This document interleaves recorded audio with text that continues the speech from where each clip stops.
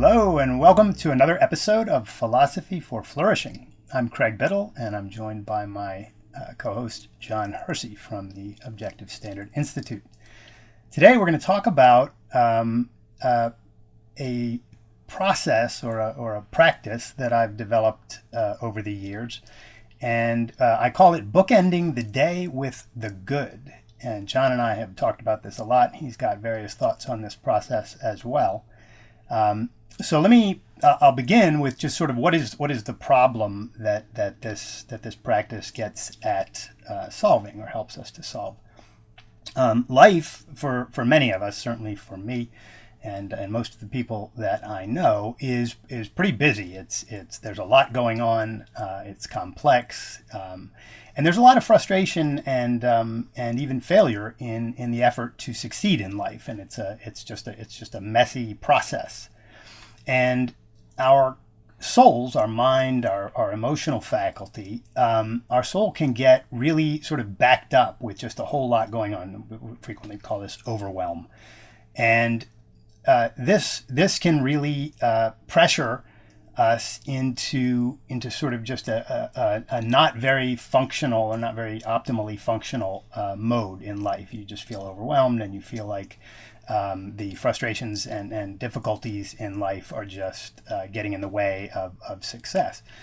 So I have been for years working with a simple sort of a morning approach to dealing with this. And this actually began, I think, back when I was writing my first book, and I had to get up really early in the morning. And what I would do is, in order to get out of bed early in the morning, I would tell myself always, as soon as you wake up in the morning, focus on the positive, focus on something focus on some benefit of the difficult work that you're getting up to do.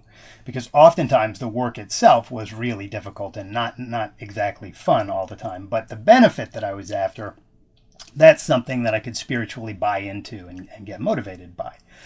So I started this idea of sort of beginning my day with a focus on something positive long ago. But then over the years, this idea expanded into what I call bookending the day with the good. And the idea here is that you not only start the day with a focus on the positive, but you also end the day with a certain kind of focus on the positive. And not only the very moment you open your eyes or the very moment that you close your eyes, but I also started to infiltrate the very first activities in the day and then the latest activities in the evening with this same idea of make your focus on things that are really important to you, that are really soul fueling to you or are important values to you in one way or another. So what I do now is the moment I wake up in the morning, literally before I even open my eyes, I have a standing order, as I've had for many years, to think about the positive things, or at least one specific positive thing that I'm going to do that day, whether it's an activity or whether it's a process that has some outcome down the line that is positive. So for instance, if I've got to wake up to a day where I've got an editing session with my team. These editing sessions can be really difficult. It's hard work. I find editing extremely difficult. You've got to get your head around somebody else's project and then try to be as objective as you can about how to make sure everything is clear and properly essentialized. And it's a fatiguing, difficult process. At least it is for me. So, and I don't love it. That's one of the things in my work that I do because it's important to the values that I'm trying to produce, but I don't love doing this. So if I've got to wake up to a day where I've got to edit, instead of saying, oh, bummer, I've got to edit today, and that's really difficult and frustrating, instead, I remind myself of the value of this process of editing. Why are we doing this? What's going to be the outcome of this? And oftentimes it's, oh, John or Tim or somebody has written a great new article and, I'm really psyched about getting that published and getting it out to our readers. Or sometimes we've got a new writer who's submitted something, somebody who hasn't worked with us, and we're like, oh, this is fabulous. We've got a new guy, and this editing process is going to be really fabulous for him, for his learning curve. And of course, I always learn from editing, so I can always focus on that fact, at least for a while. So this idea that not only do you wake up and focus on the positive about something in your day, helps me to get out of bed with a very positive approach to my day and my life. Then, after I've made coffee, which is the first thing I do when I get out of bed, I always try, and I don't manage to do this literally without exception, but I try to start my day with the first activity also being something super positive, something I love to do. I like to read really well-written essays by people. I'll frequently go back and revisit a Rand essay or something that somebody wrote in the Objective Standard, or I'll go to a blog. There's various blogs that I like to read. Paul Graham, different people who have written beautiful works that I can go and revisit or check out. And if I start my day with something positive like that, or going for a walk, or working out. Some people like to work out in the morning. I prefer typically to work out in the afternoon. Or meditating, or whatever it is that you love to do. Do that thing first in the morning. Now, I've heard some people say, never check your email in the morning, never check Facebook in the morning. I wouldn't dogmatize about that. It depends on what you enjoy. Some people enjoy checking their email and responding to email first thing in the morning. Some people enjoy popping onto social media first thing in the morning. So whatever it is that gives you something positive first thing in the morning, that begins this whole bookending process of starting your day with something that's valuable to you, that you love to do, rather than diving into something that you don't love. For me, that would be email. Right. I don't love checking my email, and I don't love checking social media first thing in the morning. So I try to stay away from those things and instead do something that I love, either read or go for a walk is typically my routine there. Then you have the rest of your day, right? This big, messy, who knows what's going to happen kind of situation. At least that's what it is for me. I'm running 3 different companies, and I've got a bunch of different people that I have to work with, and I frequently don't know what's coming down the road. So you have the chaos in the middle of the day. And then in the evenings, I like to make my final activity of the day. So this is after dinner when I'm trying to wind down and do something spiritually fueling. Either engage in art. My wife and I love to watch movies and certain television shows, or read, or go dancing, or something positive. Watch dancing, have sex. Every good thing that you can bring into your evening is game here. So make your evening, your last activities in the evening, something that you love. And then finally, when I close my eyes at night, I try always, and again, I don't always hit this, but I try to remember to, when I close my eyes, reflect on something good that happened during that day, or something good in my life, or project something good about my future. And so that's the process. Open your eyes to something positive, first positive thought, have a positive, initial positive activity in the day, whatever that is for you. Make your final activities in the evening positive, and when you close your eyes, focus on something positive, either retrospectively or future oriented.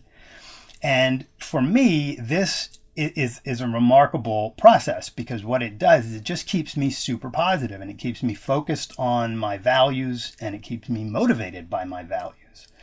So John and I have spoken about this several times, and he's got some spins on this that he does, and some various ideas that he's worked into this. But I just wanted to get the general idea on the table, and then we can talk more about some examples with it. John, what do you have on this? Yeah, thanks so much for introducing me to this process, this technique. It's definitely had an impact on my life, and I think I'm more optimistic when I do it. If I skip a day or something, it definitely affects my mood.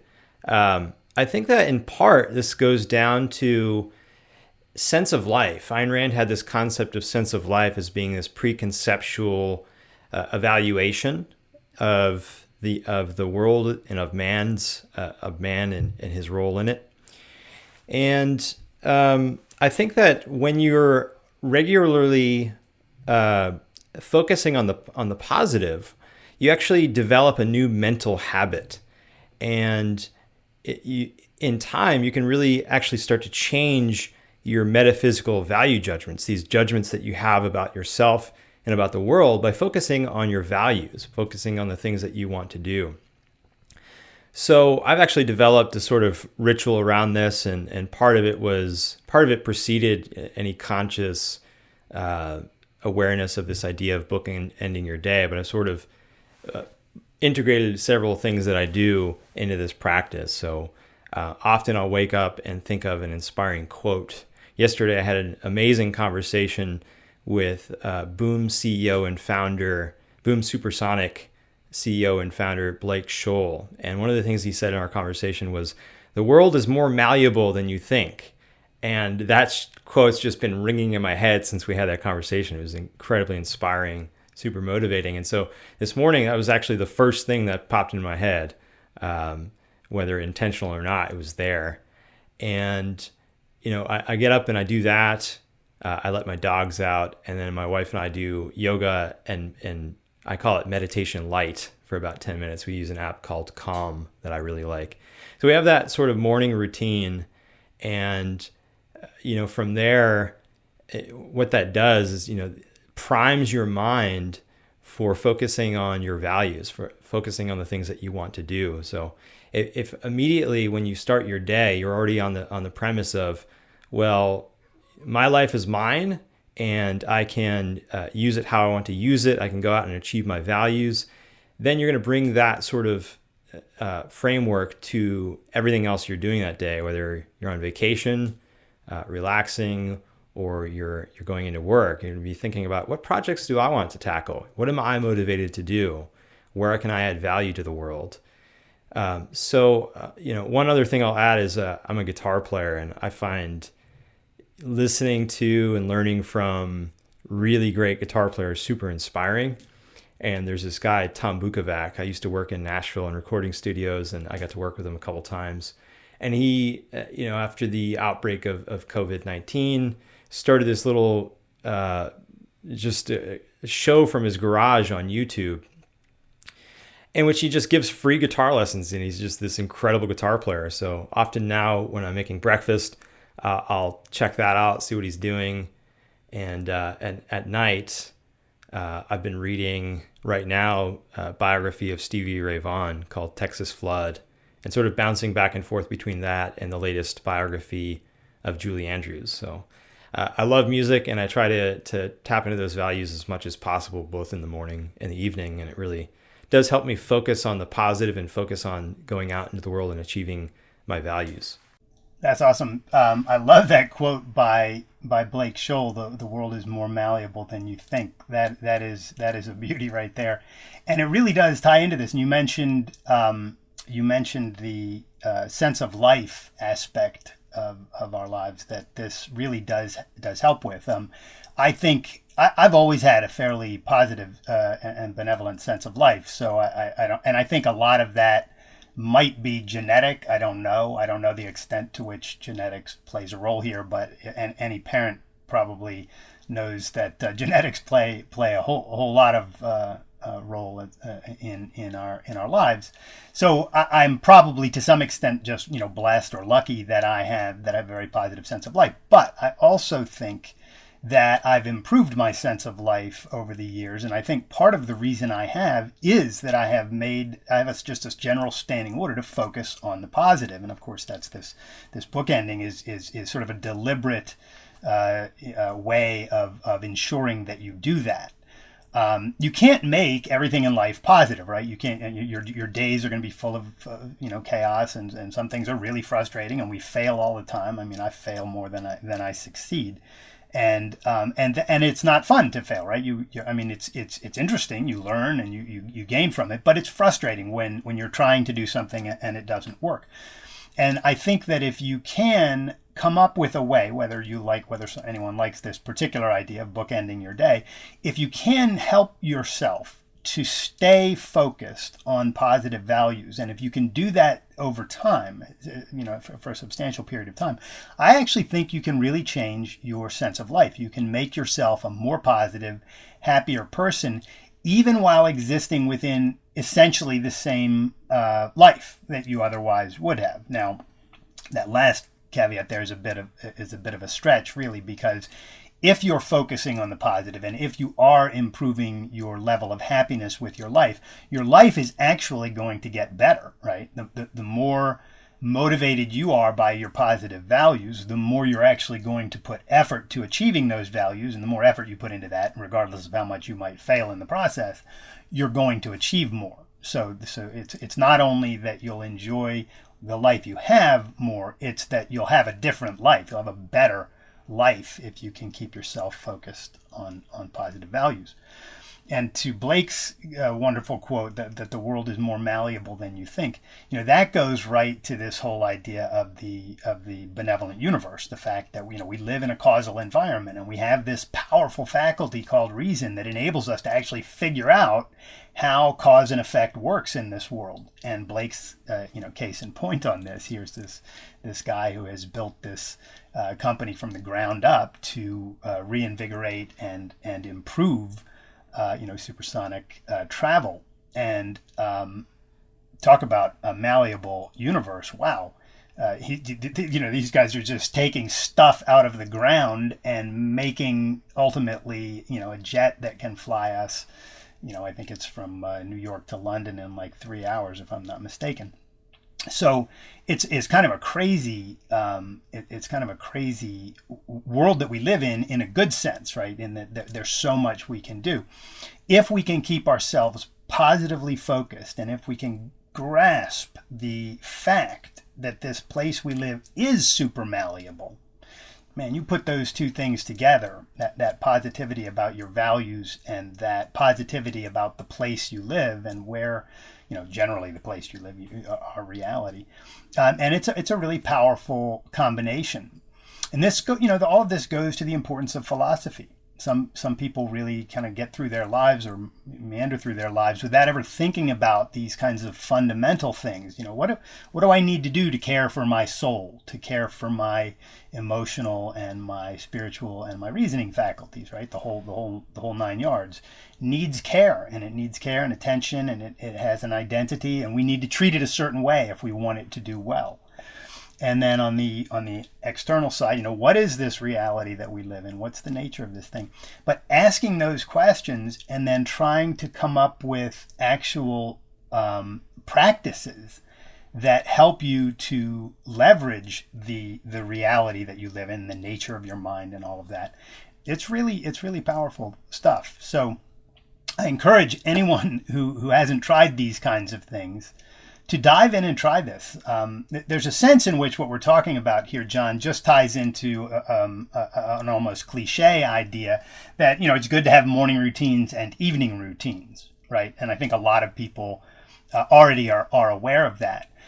But we're being a little bit more specific here because we're saying, make these routines that help you to keep yourself focused on positive values and motivated by positive values. So there's an end goal of these routines that I think is baked into this kind of an approach that's really helpful. John, one other thing I wanted to get you, if you would add, you and I talked about this bookending your day method one day, and you brought in the fact that you love to use the phrase "I get to" rather than "I have to." That's right. And yeah. I wanted you to speak to that a bit, if you would. Yeah, it's kind of funny that you mentioned editing earlier. So sometimes I find it pretty taxing as well, and so on those days. So actually, part of my routine that I left out is I have a recurring calendar event with several prompts in it. And the prompts, it just says 6 times "I get to," and I just fill in what I'm doing that day. And I do typically the first 3 what I'm doing at work, and the last 3 things I want to do in my personal life. And so instead of thinking about what do I have to do today, I immediately am thinking in terms of "I get to." I think I got this technique from maybe James Clear in Atomic Habits or somebody. I didn't come up with this, but I find it really helpful. And editing is yeah. And editing is one of the things that I've actually really altered my perspective on because I got to a point where I just felt very, very lagged every time we edited. And then I started thinking, well, I get to interact with really intelligent people and talk about exciting ideas that can improve my life or give me a better knowledge of the world, and get their input, their thoughts on it. And there's a sense in which the people that I edit with have become sort of a family. So I actually now phrase this in something to the effect of, I get to learn with my editing family today. And just, thinking about it in those terms as part of my morning routine has really helped. So thanks for asking about that. I wanted to add too that there's a sense in which this whole morning routine is an attempt to sort of reverse engineer a positive sense of life. When I think about people that have a positive sense of life, people like, for instance, Blake Scholl, who get up and think the world is more malleable than you think. Really, I think that those types of people, and even you yourself, Craig, you developed this so that you could create Loving Life, your first book. People that think like this are very, very focused on the positive, and that has this beautiful spiraling effect throughout their lives where they're always value focused, and because of that, they are able to achieve more. And I think this has an effect even if most of what you're doing throughout the day is not something you love. If you get up and do something you love, then in time, you're putting in effort, you're putting in work on the projects that you love. And in time, if you continue to do that, it will snowball, and presumably you'll be able to do a lot more of what you love. So, I've had days where I did work that I didn't love for the entire day. And I've had other days where I did work that I didn't love for most of the day, but I also did something that I love. And just that inch of progress is really heartening. It really helps you focus on the positive and get more out of life. So reverse engineering happiness, it's another way of looking at what this routine, I think, is. Yep. Yeah, all great stuff. Well said. And just to put a cap on all of this, there's no single, silver bullet in life that makes life great or keeps you positive. So this is a technique or a method or an approach to something like this. And what I advocate is really experiment with this kind of stuff. Like, try it. And almost everything John and I are talking about on this show is aimed at it's just like some new spin or some new idea on how you can either achieve more or fuel your soul in better ways or in some other way, make your life better. And not everything works for everyone, and different spins and different ways of doing things. Like, for instance, I know a lot of people who meditate, so they might fold into this as part of their bookending their day. Oh, I'll meditate first thing in the morning. I've tried meditating; it doesn't work for me. Long walks work for me, where I get to sort of relax my mind and focus on something specific that I want to focus on. So whatever the thing is in this instance, talking about bookending your day, whatever kind of activity or thought process helps you, given your context, that's the way to try this. And so when we give sort of a framework like this for a new way of trying things, think of it that way. Think of it just as a sort of a bare framework. And the idea is, all right, what matters to me? What are my values? What are the things in my life that I might plug into this and give it a try? John has had success with this. I've had success with this. Frankly, I've spoken with a lot of people who have had success with this over the years. And so I urge you to give it a try. And I urge you to share this program with people. If you know anybody who might enjoy listening to this show, this particular show, or Philosophy for Flourishing in general, please let them know about the show. Share this on social media. That's one of the best ways for us to get this show out there and get our voices out there. And I'll let John tell you about where you can find us on social and where you can download or play this podcast. And John, are there any announcements you want to add at the end here as well? Well, just I'd encourage everyone to subscribe and like Craig said, let your friends know about it. I think they'll be happy you did. You can subscribe wherever you're currently listening, so YouTube, Facebook. We also we put this show on Twitter, but you can't exactly subscribe to it on Twitter, but you can follow us there, and you'll see the new shows. Yeah, that's it. I hope that you guys find some value in this idea and put it to use. I know sometimes I'm not totally consistent with it, but every time I come back to it, I think, oh, well, why did I stop doing this? So give it a try. Amen. All right, we'll be back next Wednesday, same time, same place. And until then, love your life.